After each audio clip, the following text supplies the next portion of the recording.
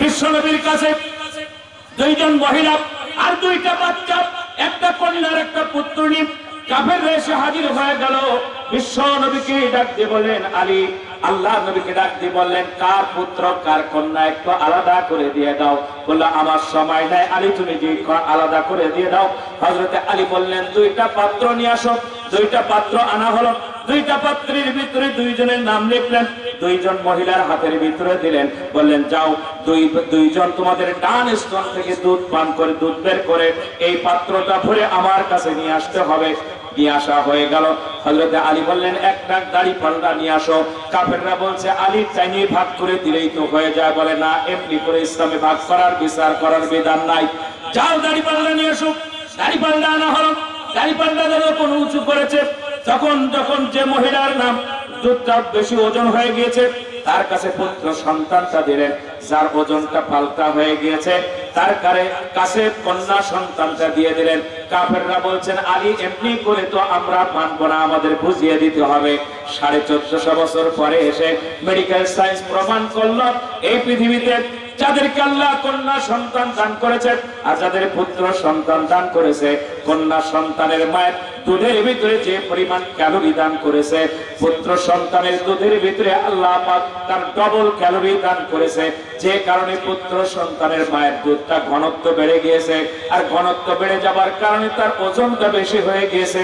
এই জন্য দুনিয়ার জমিনে জমি ভাগ করা হয়, ফারাজ কষা হয়, দুইজন কন্যা সমান একজন পুত্রকে দেওয়া হয়। কারণ দুইজন কন্যার খাবার যতটা, একজন পুত্রকে সেই পরিমাণ খাবার দিয়ে স্ট্রং করা হয়। আল্লাহ রাব্বুল আলামিনের বিধান হলো এটা, যে কারণে আমি তারে পুত্র দিয়েছি আর তারে কন্যা দিয়েছি। কাফেররা এসেছিল রাসূলকে অপমান করতে। দুধের ভিতরে খাবারের ভিতরে আল্লাহ এই পরিমাণ ক্যালোরি দেওয়ার কারণে এই জিনিসটা যখন তারা দেখলো, চিন্তা করলো হারে ইসলামের ভিতরে এত সৌন্দর্যপূর্ণ ব্যবস্থা আছে, খাবারের কার কেমন হবে পুরুষের আর মেয়ের সেটাও দেখিয়ে দিয়েছেন। অতএব আর দেরি করা যায় না, কালেমা পড়ে মুসলমান হয়ে এই বিধানের ভিতরে যদি ঢুকতে পারি, আমার জীবনটাও আল্লাহ রঙে রঙিন হয়ে যায়।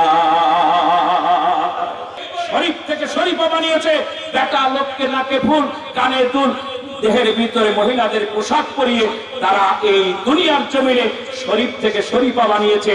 এই আয়াতের ভিতরে আল্লাহ পাক ওই ব্যাখ্যা দিয়ে দিয়েছেন, ইয়া আইয়ুহাল্লাযীনা আমানু তুবু ইলাল্লাহি তাওবাতান নাসুহা।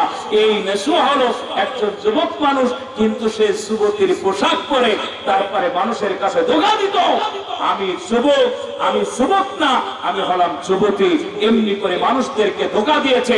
আল্লাহ রাব্বুল আলামিন তাকে এমন বিপদে ফেলিয়ে দিলেন, এই বিপদে বাড়ানোর কারণে আল্লাহ পাকের দরবারে সে খালেস দিলে তওবা করেছে। চিৎকার দিয়ে বলো সুবহানাল্লাহ।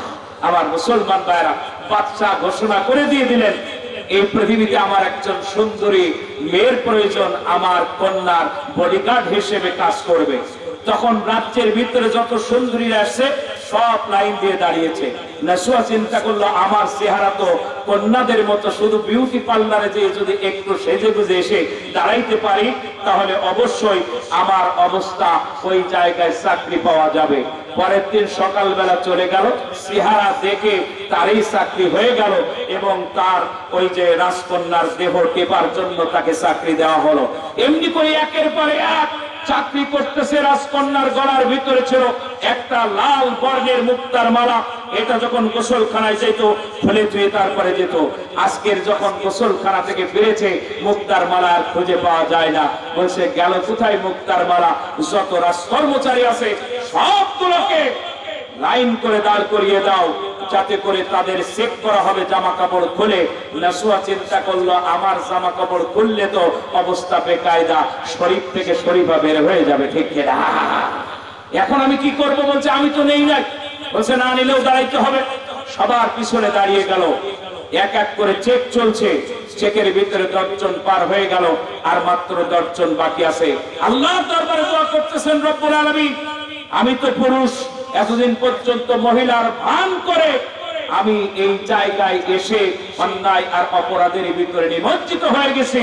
রব্বুল আলামিন মেহেরবানি করে যদি তুমি আমারে না বাঁচাও তাহলে আমার বাঁচার কোনো লাইন নাই। কাপড় খোলার সাথে সাথে আমার শরীর থেকে শরীফা বের হয়ে যাবে, তখন আমার পিটাই এই দুনিয়ার জমিনে হত্যা করা হবে। আল্লাহ পাকের দরবারে দোয়া করছেন, চোখের পানি ছেড়ে দিন। আর মাত্র 2 জন মানুষ বাকি আছে। একজনকে ঘরের ভিতরে নিয়ে যাওয়া হলো, এরপরে তারে নিয়ে যাওয়া হবে, কাপড়টা খোলা হবে। আল্লাহ পাকের দরবারে দোয়া করতেছেন, রব্বুল আলামিন তুমি আমারে মাফ করে দিয়ে দাও, যদি আজকের এই বিপদ থেকে উদ্ধার হতে পারি শুনে রেখে দিয়ে দাও, আর জীবনে অন্যায় অপরাধের ভিতরে অন্তর্ভুক্ত হব না। আল্লাহ পাক রব্বুল আলামিন ডাক দিয়ে বলেন, তুমি যদি খালেস দিলে তওবা করো, আমি আল্লাহ পাক রব্বুল আলামিন অবশ্যই তোমারে মাফ করে দিয়ে দেব। ওই ব্যক্তি তওবা করতে করতে অজ্ঞান হয়ে মাটির উপরে পড়ে গিয়েছে। এমন সময় ওই দরবারের ভিতর থেকে একসাথে সবাই আওয়াজ দিয়ে বলছে, পাওয়া গেছে, পাওয়া গেছে। কি পাওয়া গেছে? বলে মুক্তার মারা পাওয়া গেছে। কোথায় পাওয়া গেছে? যার কাছে পাওয়া গেছে তার দেহের থেকে কল্লাটা আলাদা করে দিয়ে দাও। বলে তারে খুঁজে পাওয়া যাবে না, ক্ষমতা সব জায়গায় লাগালে হবে না।